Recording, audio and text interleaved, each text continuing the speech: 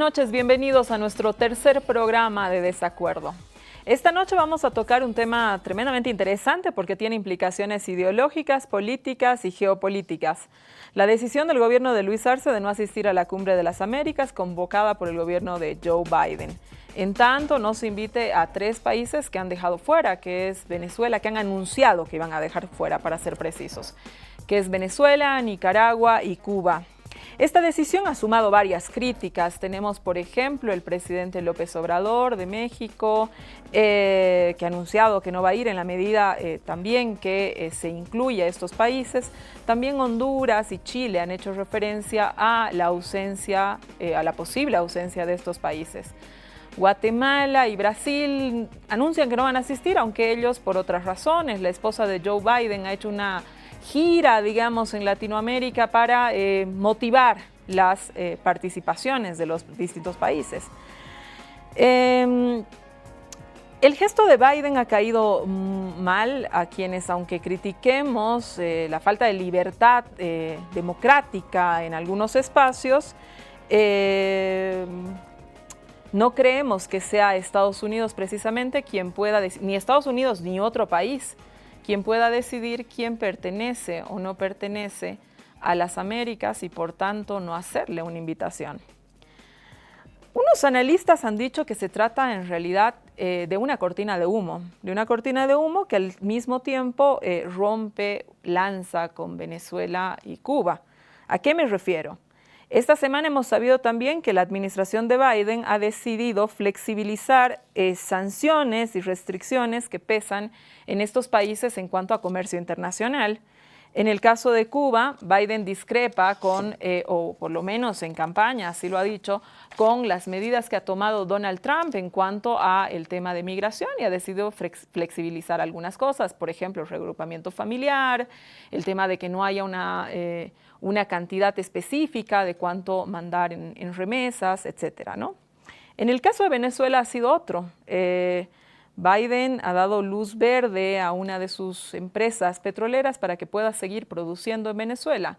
Esto con la finalidad de inyectar petróleo venezolano al mercado y así poder bajar un poco el precio internacional del petróleo, que se ha disparado naturalmente por la guerra entre Rusia y Ucrania.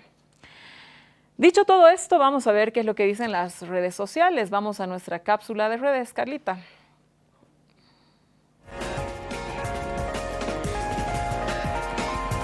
Las redes hablan.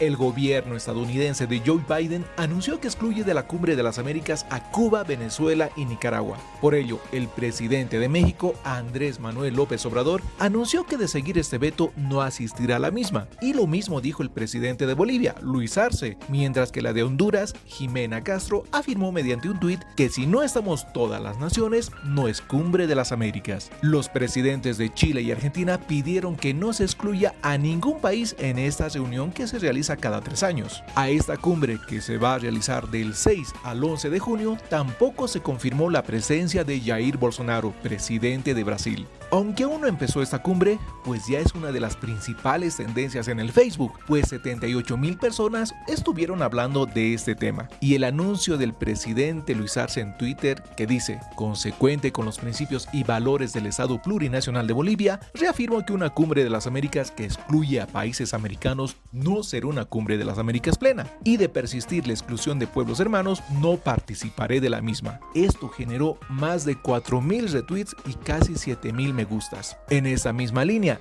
otro tuit viral sobre el tema fue el que lanzó el expresidente Evo Morales, que fue compartido más de 4,000 veces y tuvo más de 7,000 me gustas. Y por supuesto, los memes no podían estar ausentes en las redes sociales, con ejemplos como estos.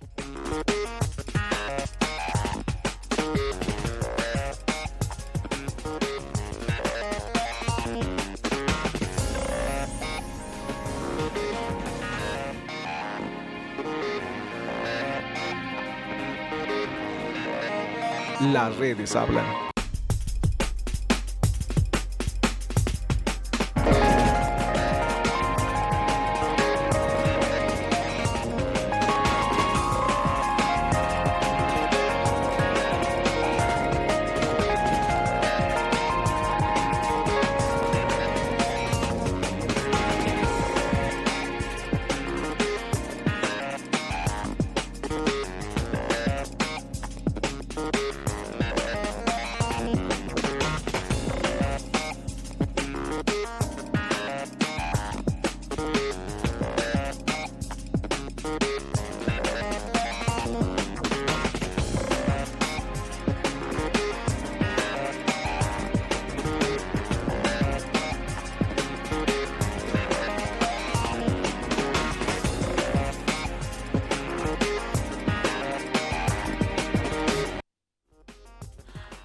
desacuerdo. ¿Qué han dicho los medios? Es lo que acabamos de ver. A ver, este programa lo hemos titulado Cumbre de las Américas y las conflictivas relaciones entre Estados Unidos y América Latina. Cristian, hemos visto lo que han dicho las redes sociales, lo que han visto lo que han titulado los medios de comunicación, y hay mucho énfasis en el tema de la cumbre, de qué países participan, qué países no participan, por qué, las razones. Y hemos visto muy poquito en la agenda mediática el hecho de que se hayan suspendido algunas sanciones y restricciones de Estados Unidos a Cuba. ¿Por qué crees que los medios han dejado pasar un tema tan importante? Bueno, primero que nada, buenas noches, Susana, muchas gracias por la invitación. Quiero felicitarte por el desacuerdo, realmente es un espacio necesario, un espacio democrático y para el debate. Y también quiero saludar al panel, a Mauricio, a Canela. Bueno, sin duda hay una poca cobertura con respecto a este tema que es bastante importante en nuestros medios, ¿no? Y creo que tiene que ver con al menos unas dos cosas, o incluso tres. La primera, a que, bueno, de alguna manera los medios que no están, o medios que están confrontados con una línea política del gobierno y que más bien van a ver de manera positiva posiblemente cosas relacionadas con Estados Unidos, pues obviamente no van a cubrir de buen agrado este tipo de noticias, ¿no? Esa es una de las principales razones. La segunda, que me parece que es todavía más importante, es que la agenda con respecto a Estados Unidos se ha enfriado bastante, ¿no? No es un interés realmente a nivel nacional, hay muy pocas personas que le están haciendo seguimiento y entonces esto evita que quizás llegue a las primeras planas, ¿no? Y una tercera que podría agregar es que también hay una situación en este momento de precarización de los medios, ¿no? Entonces, me parece que es un poco también difícil para los medios hacer seguimiento especializado a ciertos temas de tipo internacional, ¿no? La agenda nacional está ocupando más la atención, ¿no? Entonces, me parece que va por ese lado. Gracias. Cristian León, politólogo, es mi colega. Quiero saludar a Canela Crespo. Canela, buenas noches. A Mauricio Zárate, ambos abogados internacionalistas. Voy a empezar contigo, Mauricio. A ver, ¿hizo bien Arce en anunciar que no asistirá a la Cumbre de las Américas? Bueno, en primer lugar, buenas noches a todos. Gracias por la invitación.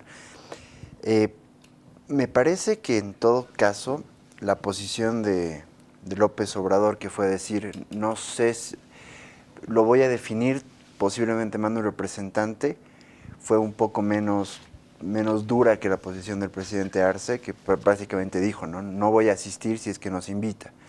En ese caso, en primer lugar, me parece interesante que no se están alineando exactamente los países. Es decir, no es que los países están diciendo no voy a ir, sino que están mandando ultimátums, están diciendo voy a mandar un representante, están diciendo no voy a ir, todas posiciones diferentes. Y en el caso de Arce me parece bien que haya dicho una posición justamente no alineada. Me parece positivo que haya dicho una posición no alineada, que haya dicho directamente no voy a ir, en lugar de justamente quedarse con la posición de AMLO de voy a pensar, porque yo creo que ahí hubiera quedado mal.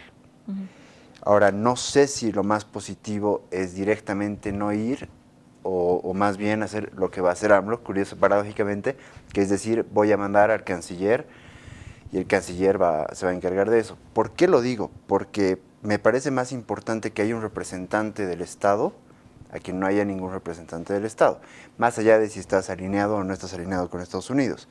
¿Por qué? Porque es el mejor espacio para justamente mandas a un canciller, ahí ya deslegitimas un poco la cumbre y además de eso tienes un espacio para poderle dar palo, para poder explicar las críticas que tienes respecto a Estados Unidos. Entonces, si bien me parece bien que no se haya alineado, sí me parecería interesante, poniéndome en la faceta de Arce, poniéndome a favor de él, que sí mande a alguien. Canela, ¿tú qué opinas sobre la postura de Bolivia que ha tomado de condicionar su participación si no se invita a todos los países? Bueno, yo creo que la decisión de Arce de no participar en la Cumbre de las Américas es una decisión de dignidad, primero. Eso por varios motivos.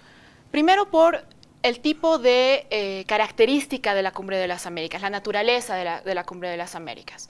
La Cumbre de las Américas es un foro político de jefes y jefas de Estado, de presidentas y presidentes, ¿no? No es un espacio de integración como lo es la CAN, no es un espacio de cooperación como es la Iberoamericana, por ejemplo, no es un foro político como podría ser, por ejemplo, el Grupo de Lima, ¿no?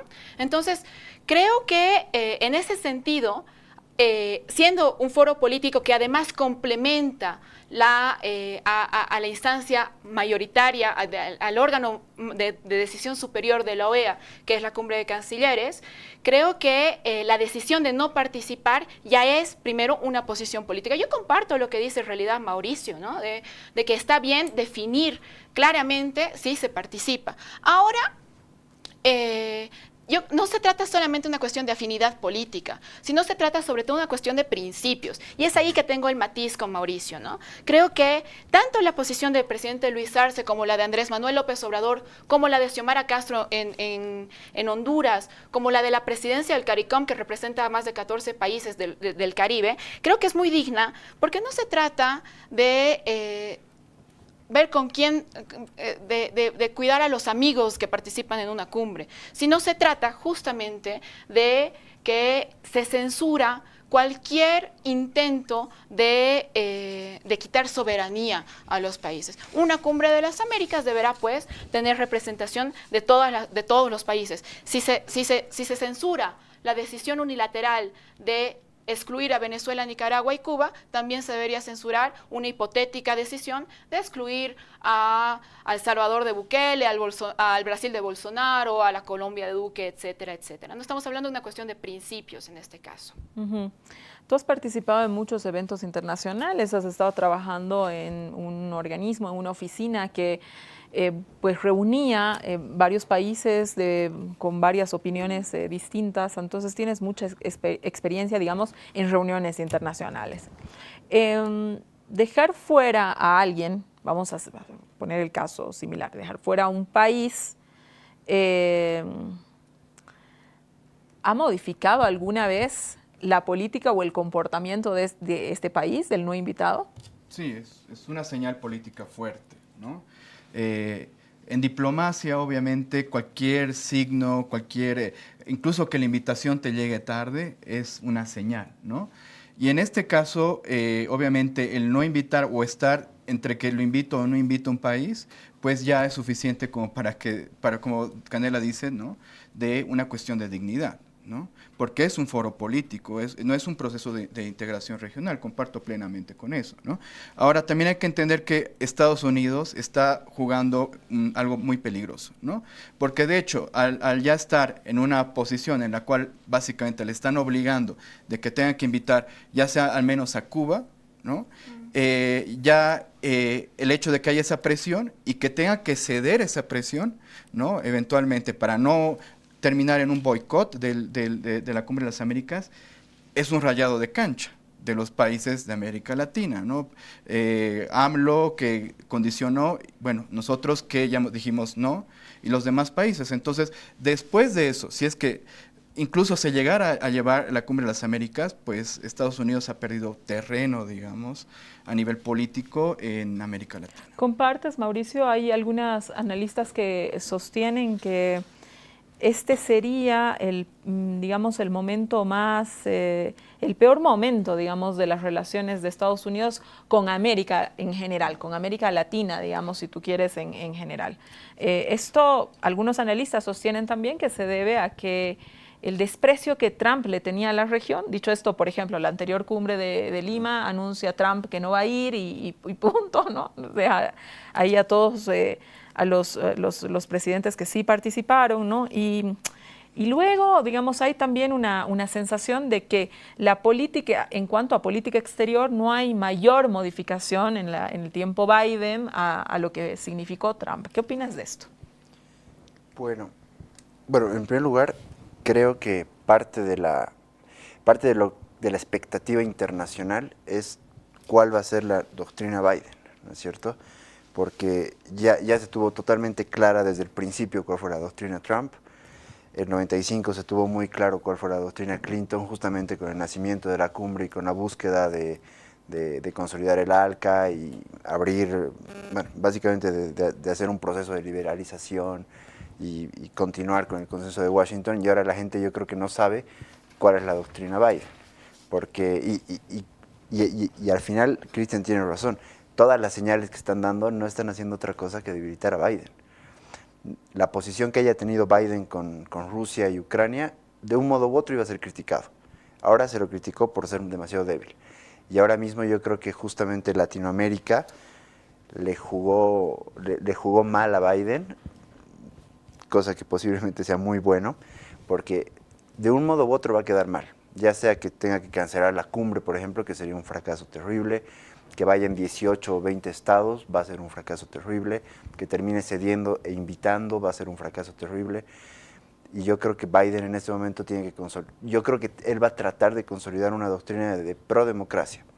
Va a volver a la lógica de no vamos a pesar de que luego es paradójico como lo vamos a ver con el tema de estas licencias con Chevron, ¿no? Pero a pesar de eso, no vamos a pactar con dictaduras ni con regímenes totalitarios. E incluso Boric, que al final es una persona que ha dicho muchas veces el régimen de Venezuela y de Nicaragua son regímenes totalitarios, hasta Boric dice, pero hay que invitarlos. Entonces, yo creo que ya ha perdido mucho Biden y ahora mismo tiene que encaminar para ver hacia dónde va a ser su política de relaciones internacionales. Canela, digamos que invita a Biden a todos los países, ¿no? Porque lo dice Mauricio, capaz y no le queda de otra, ¿no? Capaz que ante las presiones, ante el rayado de cancha y todo, no le queda de otra que invitar a todos los países. ¿Tú crees que asistirán? Bueno, aquí estoy jugando un poco a la especulación. Digamos que los inviten a todos, ¿no? Es decir, por ejemplo, Bolsonaro, que no tiene ningún problema con Biden y que en realidad no lo tiene con Estados Unidos, él no asiste, ¿no? Los analistas ahora mismo en un periodo preelectoral del Brasil dicen que Bolsonaro no asiste precisamente porque una foto con Biden no le viene bien. Una foto con Trump sí le venía bien, pero una foto con Biden no le viene bien, es lo que sostienen sus analistas, y que él más bien cuidando, ¿no?, a los extremistas del Brasil, es que él no va, ¿no? Entonces, digamos, porque es polémico, Sí. pues claro, los Estados Unidos, ¿no? Yo creo que la 9ª Cumbre de las Américas nació quebrada y ya no hay vuelta atrás, ¿no? Creo que en este momento, más allá de si participan delegaciones, más allá de si participan cancilleres, creo que el hecho de que los jefes de Estado, porque este es un foro de jefes de Estado, ¿no?, más allá de si participan otras personas de los países, creo que ya quedó en que las resoluciones que se emitan, además que no son vinculantes de entrada, no es un espacio institucionalizado, pero esas resoluciones que se emitan ya no tienen legitimidad, ¿no? Ya no tienen la fuerza que podrían tener en caso en el que no hubiera habido todo este antecedente. Ahora, solamente de paréntesis, como anécdota chistosa, decías a un principio que la esposa de Biden está en gira en Latinoamérica presionando para la asistencia. Estos días también Elon Musk, el multimillonario, está en Brasil pidiendo exactamente lo mismo. O sea, realmente ese es el nivel de desesperación de los Estados Unidos en este momento para que los presidentes, jefes de Estado, asistan a este foro. Me voy a ir al corte porque digamos que fuera del cotilleo, que significa a qué países van, cuáles no, y las razones por las que no van, más allá de todas las que hemos señalado, creo que aquí hay detrás algo, y es algo muy potente y muy fuerte, que está presente en la vida de Latinoamérica y que está presente en la vida del concierto internacional, que son las sanciones, ¿no? Detrás de esto hay sanciones a Cuba, hay sanciones a Venezuela. Hay sanciones a Cuba hace 60 años y es precisamente de lo que significan las sanciones que vamos a hablar en el siguiente bloque. Quédese con nosotros.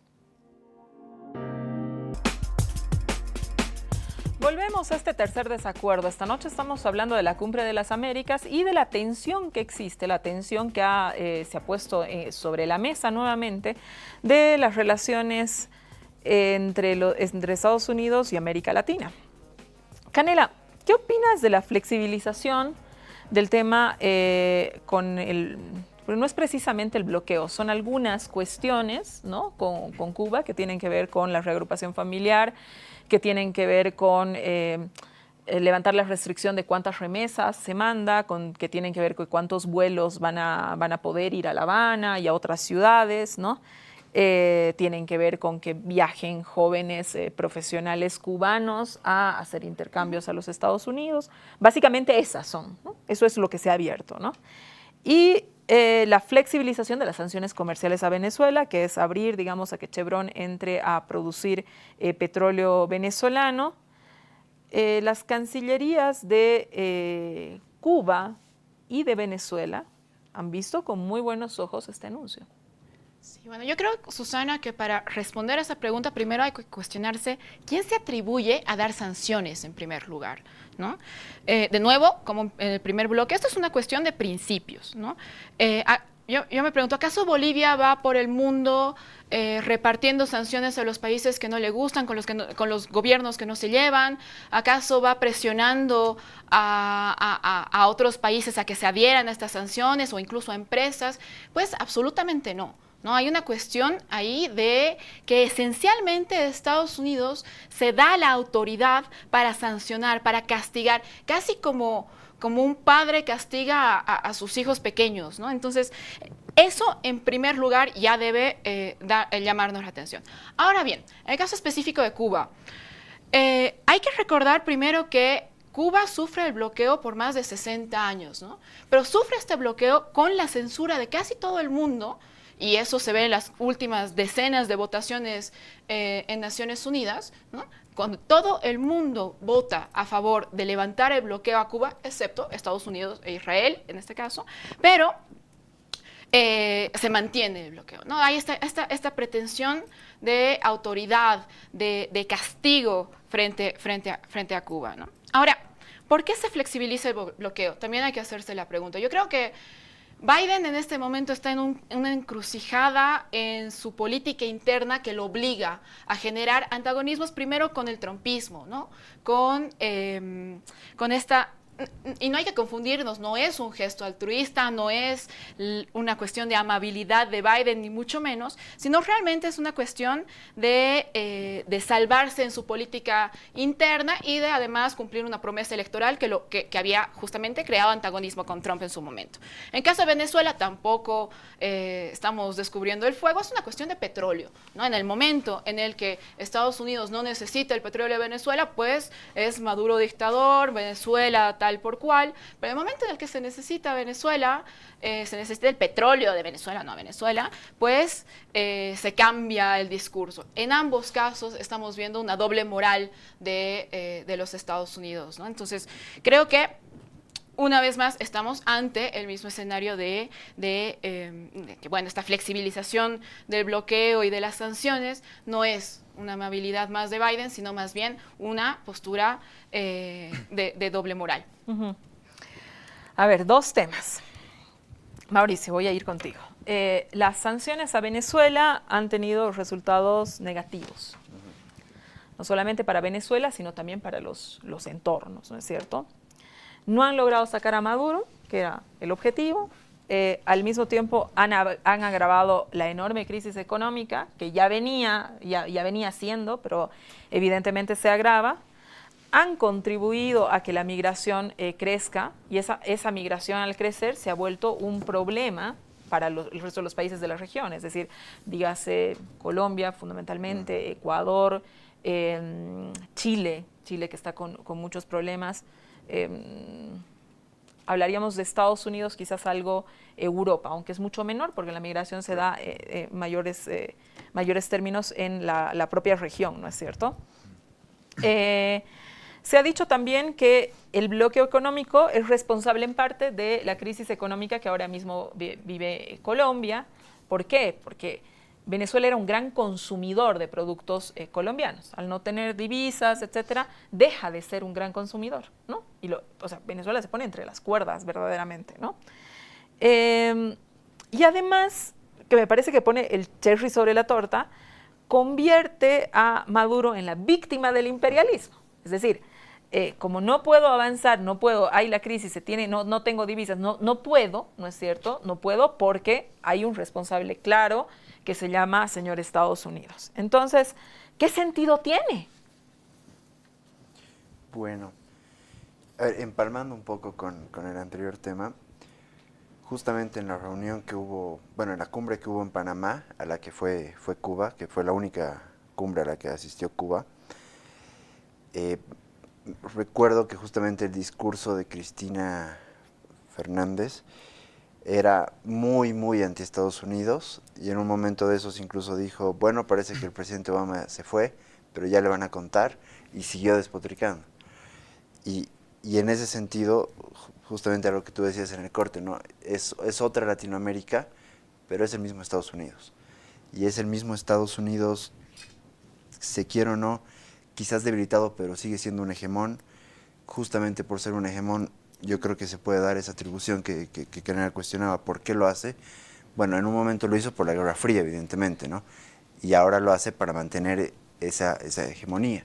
Yo creo que la única política internacional clara de Biden es justamente mantener esa hegemonía. Y si tiene que ser tan contradictorio como para sentarse a negociar con Maduro un año después de que no lo reconocía, y obviamente los chistes de por qué no se reunirá con Guaidó fueron muy claros, ¿no? ¿Por qué se va a reunir con Venezuela, perdón, con el gobierno de Maduro? ¿Por qué está levantando todo esto? Porque quiere mantener la hegemonía, quiere salvar al mundo, y se dio cuenta que para salvar al mundo necesita justamente el petróleo venezolano. Yo creo que es muy claro y va a ser muy claro para la región toda esta ola de contradicciones de Estados Unidos, porque va a ser una cosa en política y otra cosa en economía. Incluso el tema de Cuba yo creo que tiene una connotación económica a favor de Estados Unidos. Me parece que ahora mismo hay una crisis migratoria en Cuba, una de las más fuertes en los últimos 20 años, si no me equivoco. Hay gente que la está comparando con la crisis que hubo en los 90s, y Estados Unidos tiene que frenar eso. O sea, le conviene frenar eso. Y una lógica de eso, una salida a eso, es ayudar a Cuba un poquitito para que no se fortalezca más esta crisis. Entonces, yo creo que la posición económica de Estados Unidos es la misma.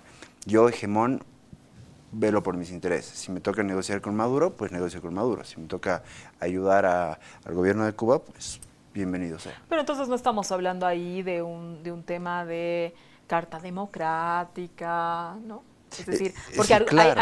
el argumento es otro, ¿no es cierto? Es decir, no recuerdo ahorita el nombre de la persona, de la mujer que está organizando la cumbre. Ella sale y dice, bueno, es un tema de carta democrática, ¿no? O sea, nosotros hacemos este anuncio porque no están cumpliendo la carta democrática estos 3 países y nosotros no lo podemos admitir, ¿no? Etcétera. Entonces, y pasan 4 días, se hace este anuncio, ¿no es cierto?, que tiene la intención de entregarle petróleo al mercado, ¿no? Y ahí tú dices, y bueno, ¿y qué pasó con la carta democrática, no? Es que yo en serio creo que es como si las dos carteras se manejaran sin consultarse.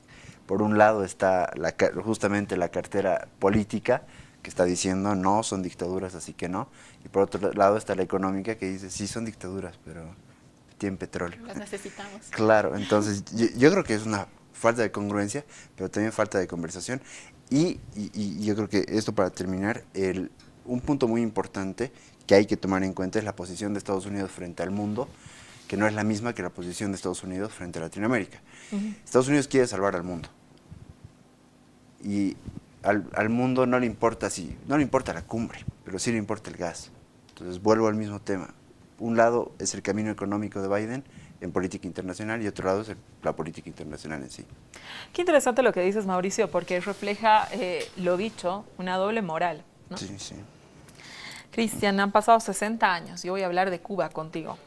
Siempre es complejo y lindo hablar de Cuba, ¿no? A ver, ¿por qué Estados Unidos realiza el bloqueo? Han pasado 60 años y lo real es que siguen siendo comunistas. De los 60 años que los han tenido bloqueados, 55 ha sido presidente Fidel. Deja de ser presidente porque se muere, ¿no es cierto? Bueno, no se muere inmediatamente, pero realmente las razones de edad que le impidieron seguir, ¿no? La mayoría de la comunidad internacional, abrumadoramente mayoritaria, ¿no? Lo decía Canela en las resoluciones de Naciones Unidas, está en contra del bloqueo, ¿no es cierto? Creo que no existe, salvo Israel, ningún país que en su sano juicio, representado en su sano juicio, que no diga, oye, bloquear una economía no significa bloquearle al señor presidente, ¿no? Significa bloquearle a un país, ¿no? Y esas consecuencias de pronto las asume la gente, ¿no? Entonces, ¿para qué se hace? ¿Por qué esa insistencia de 60 años sobre lo mismo? Bueno, yo ahí un poco voy a retrucar lo que menciona Mauricio en relación a salvar el mundo. Bueno, yo creo que no. Lo que Estados Unidos quiere salvarse, Estados Unidos quiere salvar a Estados Unidos, ¿no?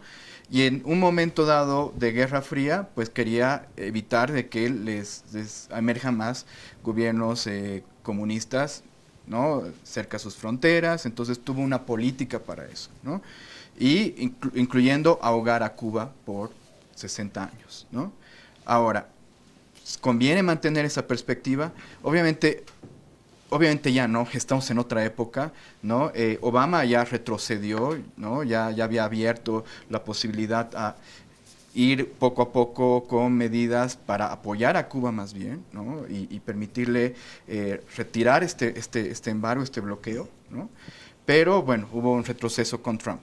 Ahora hay una cuestión que sí es totalmente doble moral, ¿no? Y que yo me voy a ir, por ejemplo, a lo que es las teorías de las relaciones internacionales, ¿no? Que hay una teoría que es idealismo y otra teoría que es el realismo, ¿no? El idealismo es de convergencia entre los países, de que todos tenemos buenas intenciones. La teoría realista es más de tengo que asegurar mi supervivencia, tengo que asegurar mis recursos, ¿no? Entonces, la práctica de Estados Unidos va por ese lado, ¿no? Entonces, la idea de amigarse otra vez con Venezuela va por el lado de necesito petróleo porque mi suministro está en peligro, ¿no? Y también viene esta doble moral de, bueno, de la Carta Democrática, ¿no? Si Estados Unidos realmente fuera consecuente con esa perspectiva de Carta Democrática, tampoco probablemente invitaría, por ejemplo, a El Salvador, a Guatemala, ¿no? Que están con grandes problemas con respecto a derechos humanos, ¿no? Sabemos que Nayib Bukele tiene una perspectiva bastante autoritaria, y ahí Estados Unidos no dice nada, ¿no? ¿Y qué pasa también con el Pacífico? Estados Unidos tiene relaciones muy estrechas con Vietnam, con Laos, ¿no? Con Filipinas, que son gobiernos bastante autoritarios, ¿no? Entonces, bueno, es íntimo de Israel, digamos. Entonces, ahí lo que predomina es el realismo, ¿no? Asegurar los recursos, asegurar mi supervivencia, y en su momento con Cuba siguió eso, ¿no? Incluso en una amistad con Cuba o en el futuro con Venezuela, eso es lo que está, para mí, desde mi perspectiva, está llevando a Estados Unidos a tomar este tipo de acciones, ¿no? En clara contradicción y en clara doble moral, como estamos mencionando. Mauricio, ¿cree Estados Unidos en los derechos humanos? ¿De quién? Bueno, es una buena respuesta, ¿no? Porque desconoces a Maduro, lo Claro. reconoces, hay inflación y está todo bien. López Obrador ha dicho,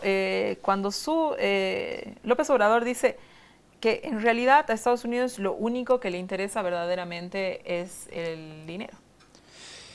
Yo creo y justamente comulgo con Cristian, yo creo que a Estados Unidos lo único que le interesa es Estados Unidos.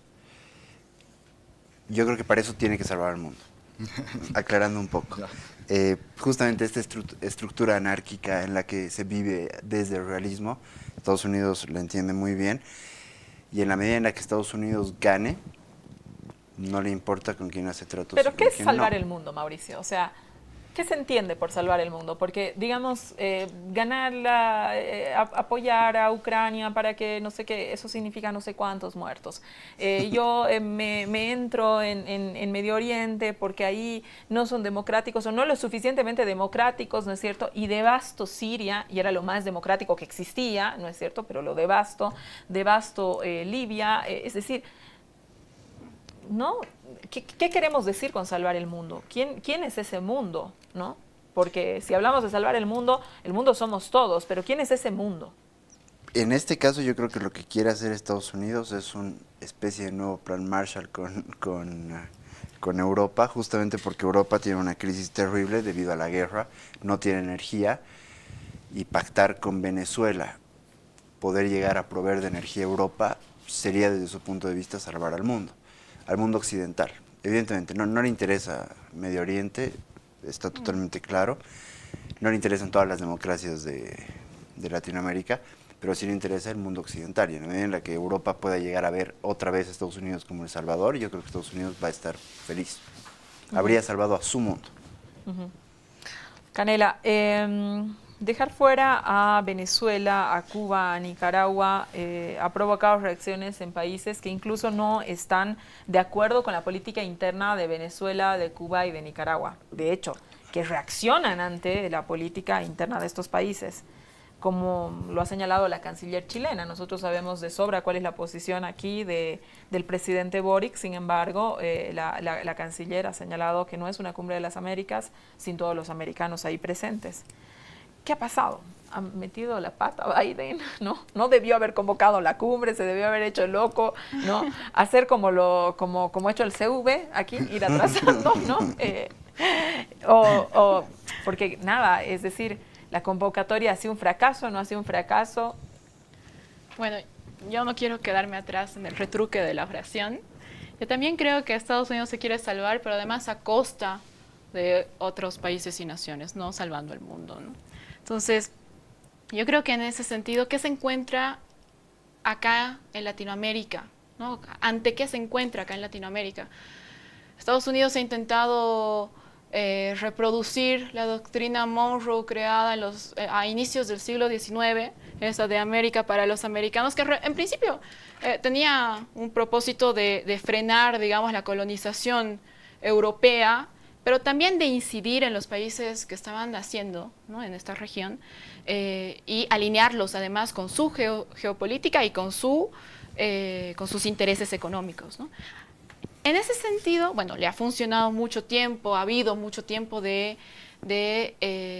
sumisión prácticamente de esta región, más que de sumisión, realmente de control de la región de parte de los Estados Unidos, pero en esto evidentemente cambia pues Latinoamérica, y allí se encuentran, ahora se encuentran países que se reclaman soberanos, se reclaman en su derecho de autodeterminación, y dicen, bueno, aquí no somos patio trasero de nadie, y pues necesitamos espacios, apostar a espacios en los que seamos iguales, ¿no? Hay esos espacios ahora, creo, ¿no? O sea, creo que más bien debería fortalecerse esa apuesta, ¿no? La CELAC, el ALBA, la UNASUR, etc.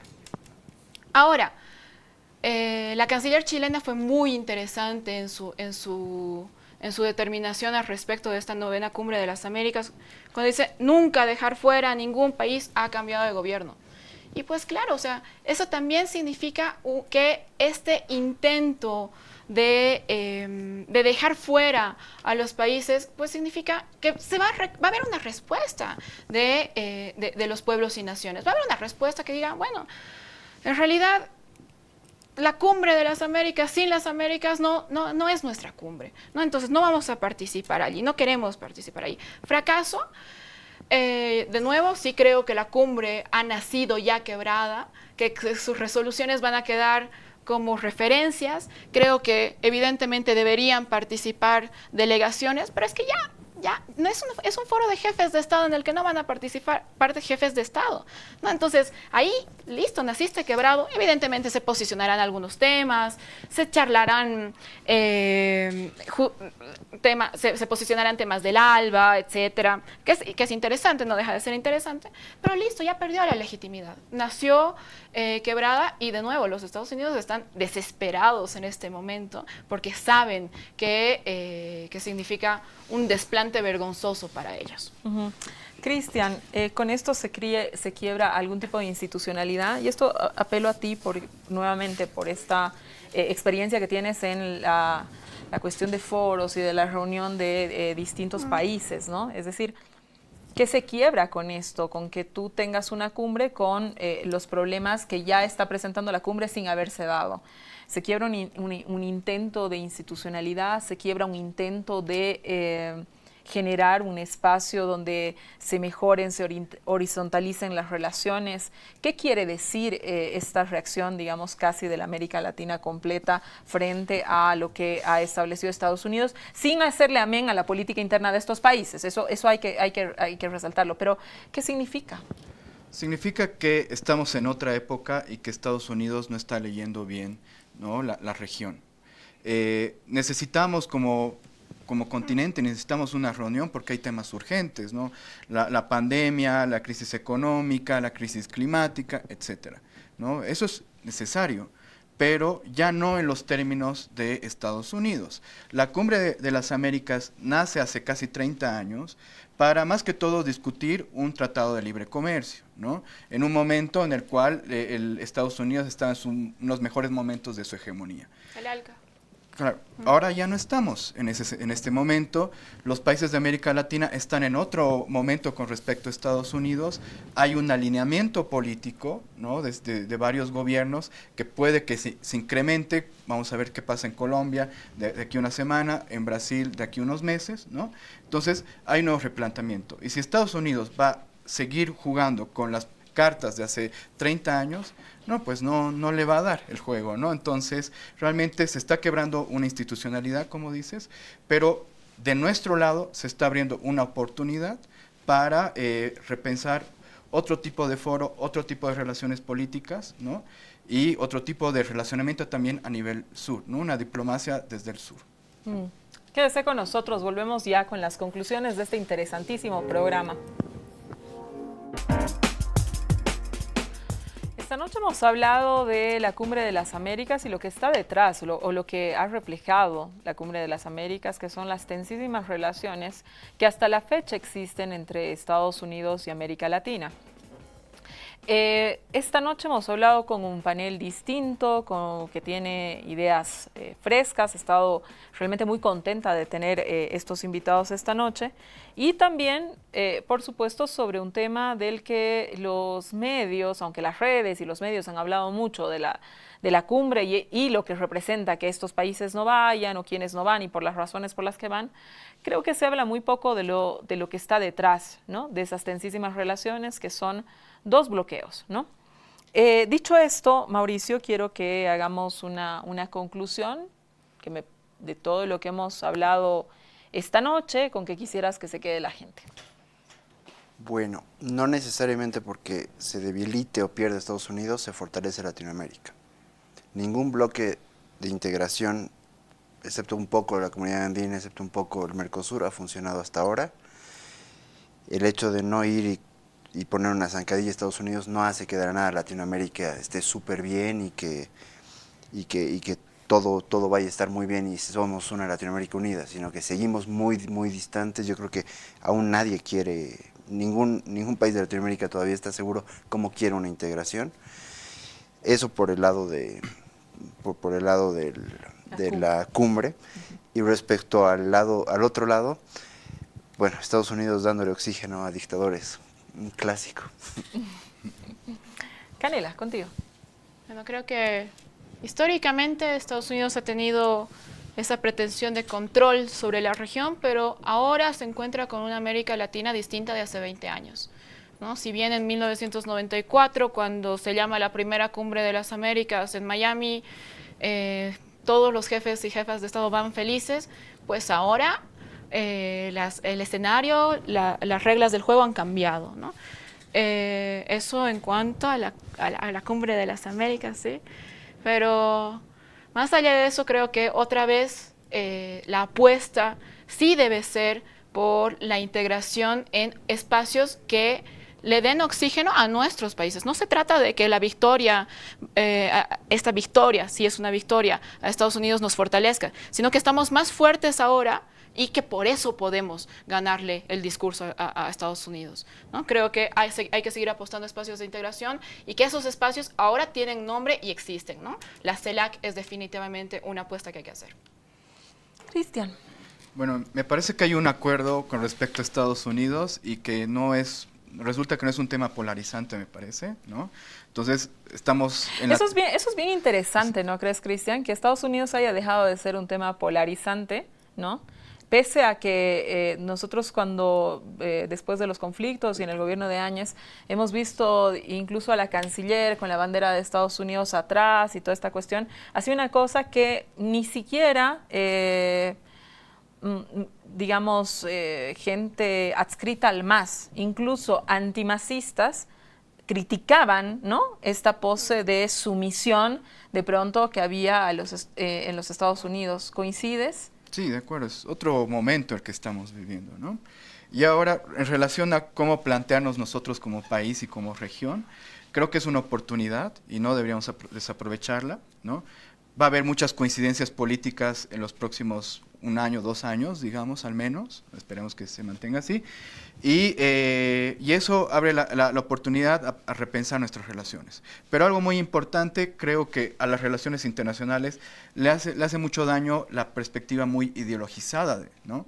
Porque es poco sostenible, los mandatarios cambian bastante, ¿no? Hemos visto que el péndulo ha estado así en América Latina, de izquierda a derecha, de derecha a izquierda, ¿no? Entonces creo que hay que pensar más las relaciones internacionales desde una perspectiva más pragmática, ¿no? Es decir, aprovechar que estamos fuertes como América Latina, aprovechar que hay muchas coincidencias y plantear unas relaciones que nos sirvan hacia futuro, ¿no? Uh-huh.